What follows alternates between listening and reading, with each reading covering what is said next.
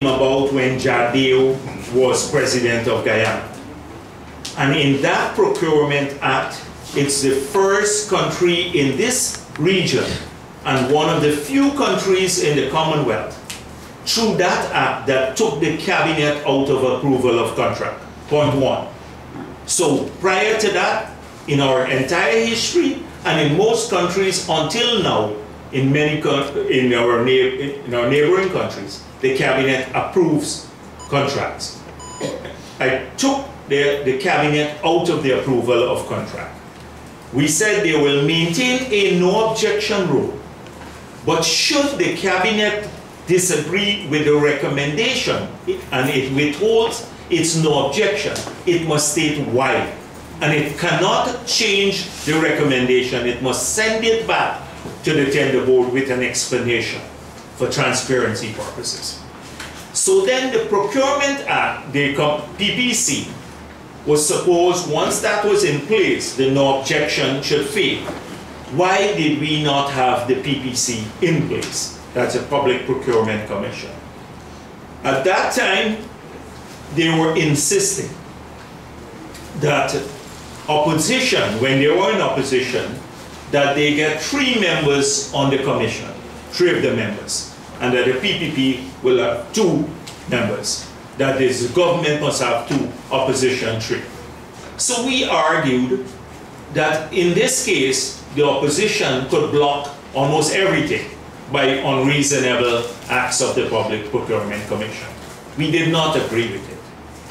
What changed after the government changed? We said, you can have 3 now, your government.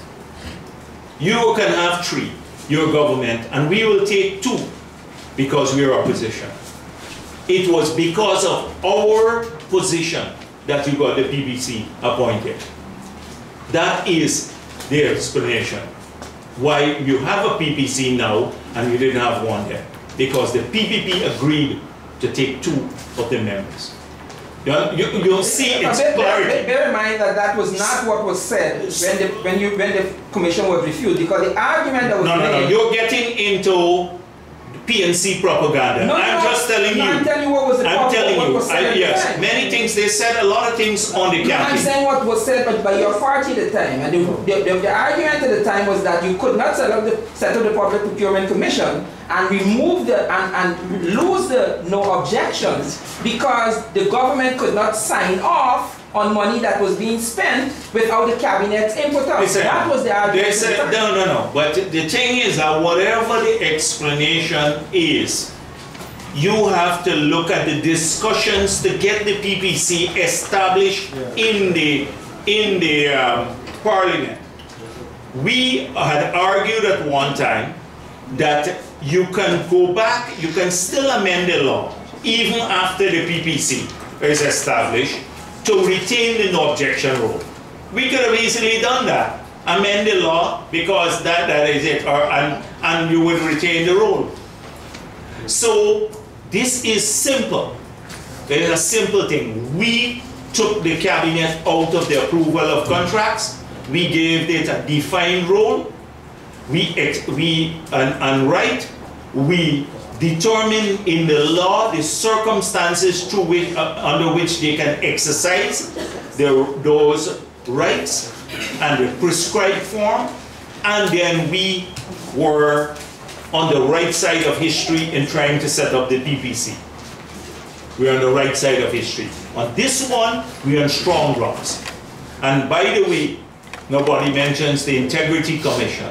For 3 years, this government has been in office, and they have never submitted any statements to the Integrity Commission. Up to 2014, it was functioning. The Integrity Commission of Guyana. And I wonder when these people come to lecture, they bring the foreigners abroad to lecture policemen and everyone else. Don't these people ask the government? Don't they have like some sense of pride too to say, what's going on with the PPC? 3 years you've been talking about corruption. Not the PPC, the Integrity Commission.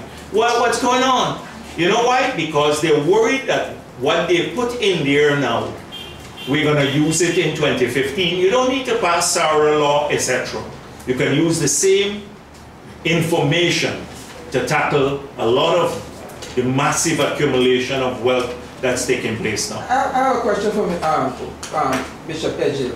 Bishop Edgell, the ERC has been sworn in, but they have not yet been functioning. Do you have any, given the fact that you were a major part of that, do you know why the Ethnic Relation Commission, even though it has been sworn in, has not been functioning? I have no idea, sir. I have no idea. But isn't this the typical thing? That they do things for show, sorry about that. So, after the Integrity Commission has been sworn in, but they disbanded the Secretariat that was always functioning. They disbanded that. Then the chairman said of the Integrity Commission, I offered my no objection. He said, I'm Moses' friend. And I'm waiting for him to come back to give me some instructions about how I should proceed. Check the newspapers. So after they were sworn in, suddenly we have a declaration from the chairman of the Integrity Commission, I'm Nagamutu's friend. And I'm waiting on him for instructions about how to proceed in relation to the Integrity Commission that everyone should have confidence in. This is typical. The only thing I would say further to that is, if the government had the political will and they really wanted a functioning, operational, fully staffed Ethnic Relations Commission, we would not have just had this ceremonial swearing in of commissioners, we would have had the operationalizing of that commission. And until such a time, they have proven they don't want one around. Because if their propaganda and their agenda is race-based, they know that everyday people will be there complaining about the vilification, the victimization, the ostracizing that is taking place in the public service, the contractors. Just yesterday, an NDC indicated that, well, I should say, a person in the NDC indicated that a particular religious group is barred from using public spaces because of political perceived biases and the rest of it. We badly need an Ethnic Relations Commission. We have 10 people who have already been sworn in. The next step is the election of the chairman and the deputy chairman. But what I suspect has happened is that they are so bumptious and believe that they know everything, they did not take care of that in the resolution because the president has done his part. But who's going to call the 10 people together? I wanted to ask you about the 30 billion bonds. Just, you said that it falls outside of the traditional policy. Have you done any calculations? I wanted to know if you had figures. Yeah, no, listen, I've been around this for ages. I know that's why I've asked. You see, if I'm not sure. I wanted figures, like if you had compared. No, but if I'm not sure, that's what I'm saying. Much more at an interest rate at that level. And the term of the loan, 5 years. It's not a long-term loan. It's a medium-term loan. And I don't know the moratorium period.